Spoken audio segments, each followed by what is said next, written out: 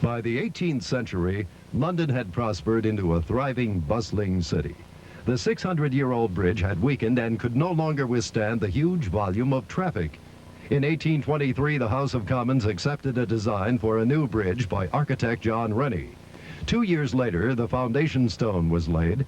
This new bridge would have only 5 arches and would utilize many of the stones used to support the old structure.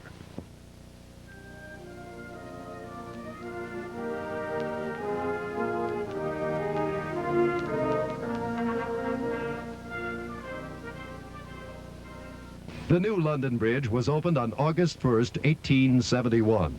There was great fanfare and celebration as King William IV and Queen Adelaide led the royal procession to the colorful tent set up on the London side of the bridge. Dancing and feasting greeted the new structure as it took its place in English history.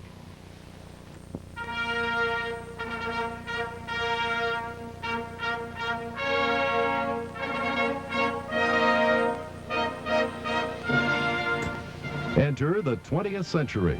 By the 1960s, the population of London had grown into the millions. Thousands crossed the bridge daily.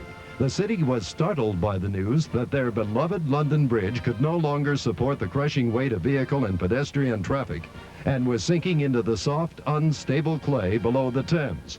After heated debate, the City of London had no choice but to build still another new London Bridge.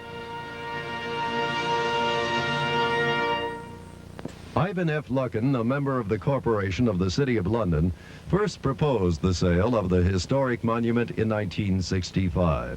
It was his hope that the London Bridge, which he considered an outstanding example of 19th century skill in masonry and construction, would not be lost to future generations, and at the same time be preserved as a record of the last London Bridge built of stone, a material that had been used to span London's Thames River for more than 750 years.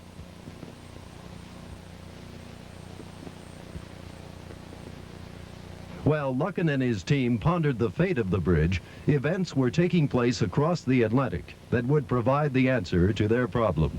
An adventurous entrepreneur, Robert P. McCulloch Sr., had relocated his vast manufacturing empire from Los Angeles to the Arizona desert.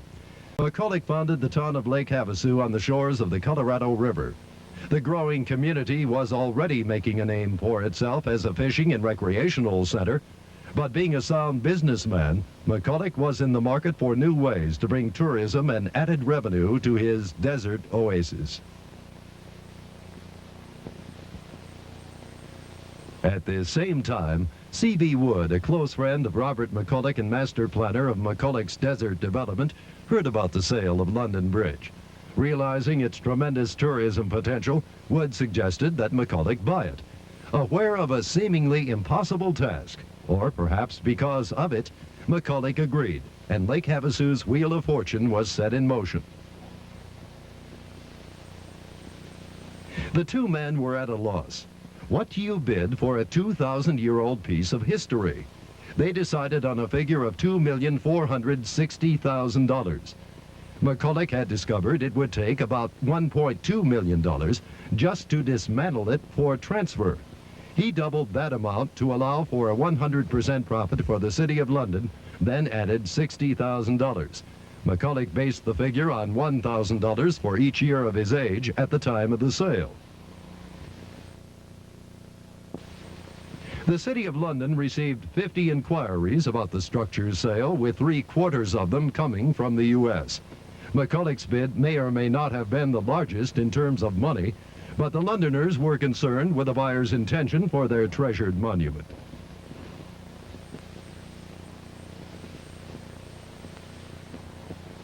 Finally, a delegation from the Corporation of the City of London approved McCulloch's bid after inspecting his Lake Havasu city site.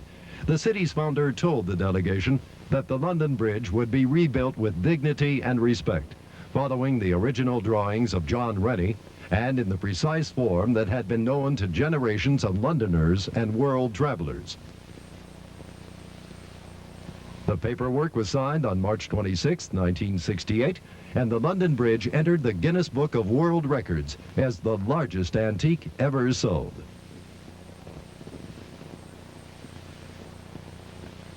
The first of the 10,000 outer stones were delivered to the Arizona desert in July 1968. As the bridge was being dismantled in London, each stone was carefully marked with 4 numbers. The first number indicated which span claimed the stone, the second which row, and the last 2 indicated its position in the row. The reassembly was supervised by British engineer Robert Beresford. His fellow Englishmen had told Beresford to take good care of the old bridge, and the young engineer assured them he would. Beresford used John Rennie's original plans as guidelines and began the monumental task of restructuring the London Bridge in another country.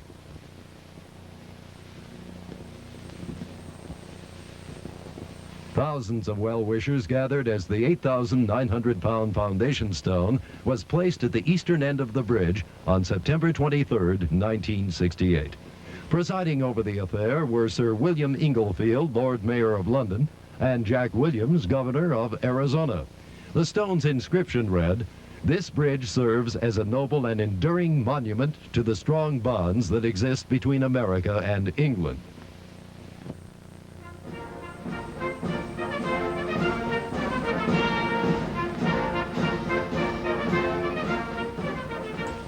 Sir William was later quoted as saying that he couldn't think of any better bond between nations than a bridge, calling it an exchange of friendship and affection. He saw it as a delightful and happy event that London Bridge could be moved from one of the oldest cities in the world to one of the newest. Reconstructing the London Bridge wasn't easy. The long and tedious project would take 3 years to complete. Sand mounds had to be built beneath each arch. Each mound was carefully crafted to conform to the profile of the original arches. After work on the bridge was completed, a huge dredge called the Ranger was brought in to help shape the channel. The Ranger moved more than 2 million cubic yards of earth before the mile-long Bridgewater Channel was finished and water was allowed to flow back into Lake Havasu. The interior of the new London Bridge is hollow. The solid granite core of John Rennie's design had been replaced by a more lightweight steel-reinforced concrete structure. Visitors to the London Bridge are fascinated by its unique lighting. The pale green lampposts are actually cannons left over from wars past. They serve as reminders of the many battles that the London Bridge withstood.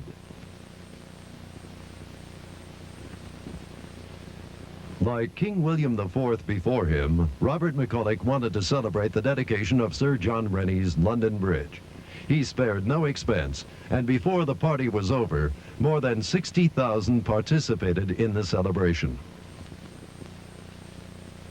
The gala dedication took place on October 10, 1971. Honored guests included the 688th Lord Mayor of London, Sir Peter Studd and Lady Studd, and Arizona Governor Jack Williams and Mrs. Williams. The London Bridge had found a new home. After all that time away, the bridge has come to the USA. All roads lead to where he is. Stand aside, for there he is. It's not just like anywhere. Everyone will pass by there. And if you go there and inquire, you get your wish, your heart's desire. For London Bridge was taken down, piece by piece, shipped away. London Bridge has now gone up in the U.S.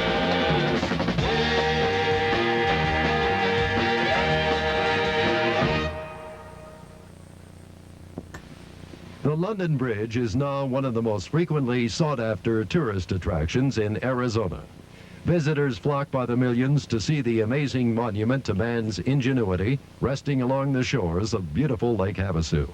And today, the incredible scenery and warm desert climate provide a background for many exciting national and world-class water competitions, such as the World Jet Ski Championships, the Redmond Bass Tournament, and international water skiing competitions.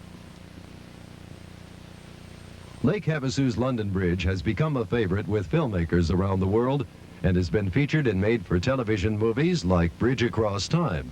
based on a time warp that brought Jack the Ripper back to life. It also served as the backdrop for the return of Sherlock Holmes. MTV brought ice to the bridge one summer while taping Amok in America. The London Bridge also played a pivotal role in the Dino De Laurentiis production of Million Dollar Mystery. Is London Bridge really falling down? No, and it never will. Over its long life, London Bridge, as well as its predecessors, has been more than a mere span. It felt the presence of legendary figures, for who could have visited the young city of London without crossing the famed structure?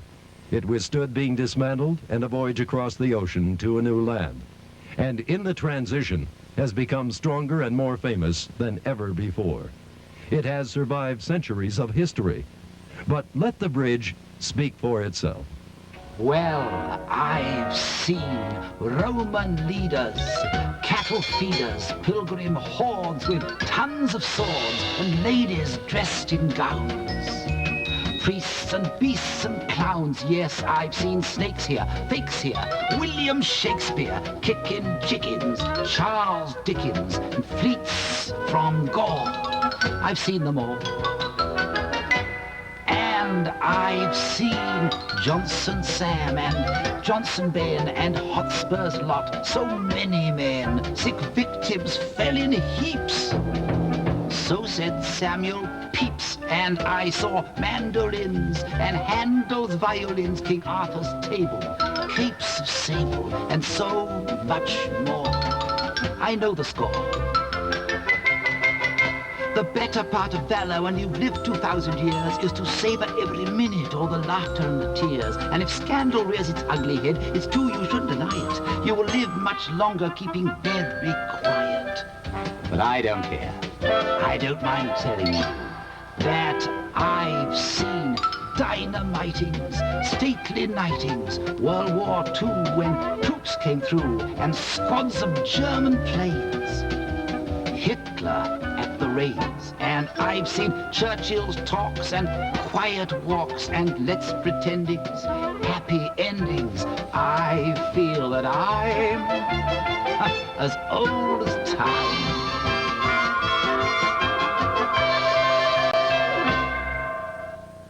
London Bridge has spanned both time and water steeped in history. It will continue to do so at its new home in Lake Havasu, Arizona.